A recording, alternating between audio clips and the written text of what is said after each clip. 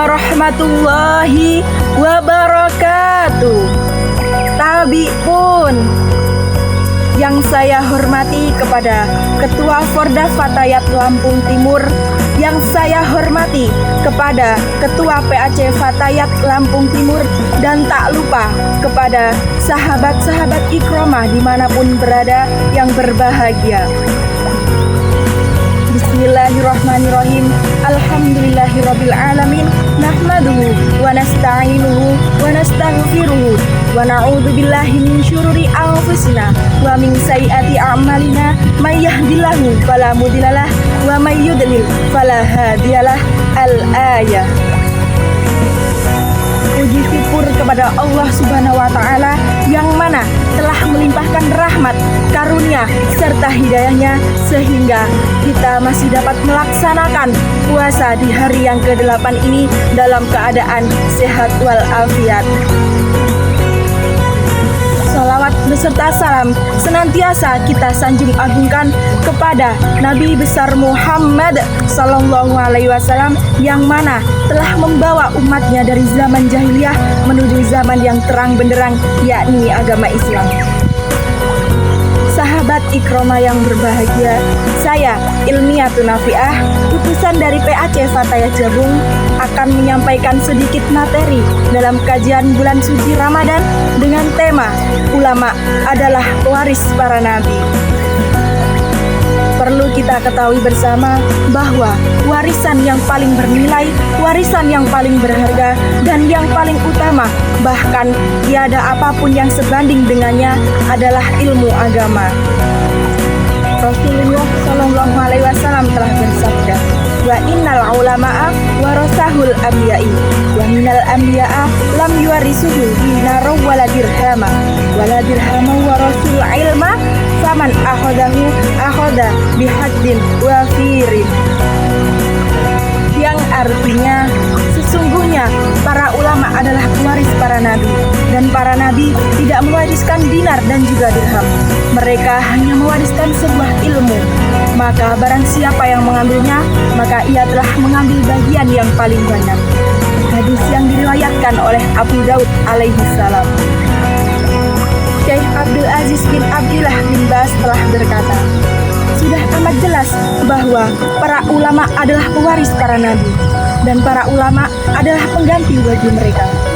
Sudah cukup bagi kita keutamaan para ulama seperti yang disebutkan oleh Allah Ta'ala, yaitu Allah menyatakan bahwa mereka bersama dengan malaikatnya mengakui keesaannya. Allah Subhanahu wa Ta'ala telah berfirman, A'udzubillahi minasyaitonirrajim. Bismillahirrahmanirrahim. Syahidallahu annahu la ilaha illa huwa wal malaikatu wa ulul ilma qa'iman bil qisti la ilaha illa huwal azizul hakim. Yang artinya Allah menyatakan bahwa tidak ada ilah atau sesembahan melainkan Ia yang berhak disembah, yang menegakkan keadilan. Para ulama dan para orang berilmu menyatakan yang sedemikian rupa, tidak ada ilah melainkan Ia yang berhak disembah, yang maha perkasa lagi maha bijaksana. Quran Surah Al-Imran ayat 18. Para nabi diutus oleh Allah Subhanahu wa Ta'ala untuk membawa wahyu, membawa ilmu, dan juga membawa petunjuk bagi umat manusia. Setelah wafatnya Nabi Muhammad, tidak ada lagi yang diutus sebagai nabi. Maka tugas untuk menjaga, untuk mengajarkan, dan juga untuk mengamalkan dilanjutkan oleh para ulama. Sahabat Ikromah yang berbahagia, ulama disebut sebagai pewaris nabi. Mengapa? Yang pertama, mereka mewarisi ilmu syariat, yang dimana mereka faham akan ilmu Al-Quran dan ilmu hadis Rasulullah SAW dengan benar. Dan yang kedua, mereka membimbing umat yang mana memberitahu mana yang halal dan juga mana yang haram.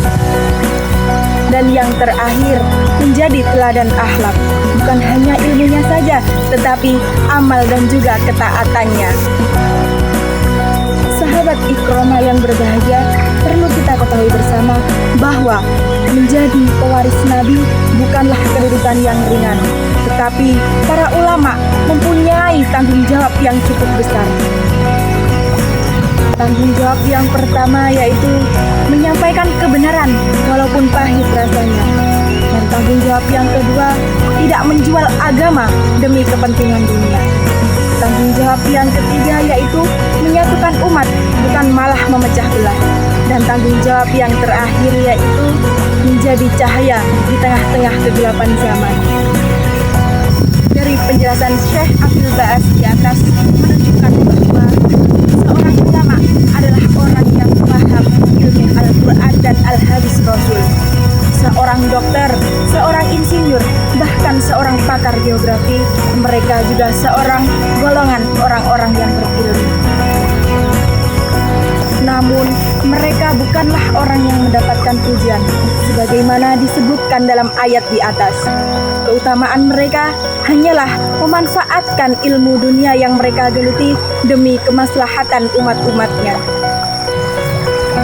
Sahabatku Ikromah yang berbahagia, sebagai umat muslim, kita hendaknya menghormati dan juga memuliakan para ulama. Dan yang kedua, mengambil ilmu dari mereka agar senantiasa kita mendapatkan keikhlasan. Dan yang ketiga, tidak mudah meremehkan dan tidak juga mudah mencela. Namun, kita sebagai umat manusia juga harus tetap bijak, tidak boleh fanatik buta. Karena apa? Seorang ulama adalah seorang manusia biasa, seseorang yang mampu melakukan kesalahan. Tetapi ingat, mereka tetap mempunyai kedudukan yang sangat mulia karena ilmu-ilmunya. Dari sini juga dapat kita pahami bahwa jika dalam Al-Quran dan Al-Hadis disebut ilmu dan mendapatkan pujian orang yang berilmu, maka yang dimaksud bukanlah ilmu dunia, melainkan ilmu agama. Sahabat Ikromah yang berbahagia, akhir kata dari saya, para ulama adalah para pewaris risalah. Jika Nabi adalah pelita di zamannya, maka para ulama adalah pelita di zaman kita. Maka jagalah adabmu terhadap ulama, cintai ilmu, dan jadilah bagian dari pewaris kebaikan. Semoga Allah menjadikan kita bagian dari orang-orang yang mencintai ilmu dan memuliakan para ulama. Dan semoga Allah selalu menganugerahkan kita ilmu yang bermanfaat di setiap hela nafas kita. Wallahu a'lam bishawab. Wassalamualaikum warahmatullahi wabarakatuh.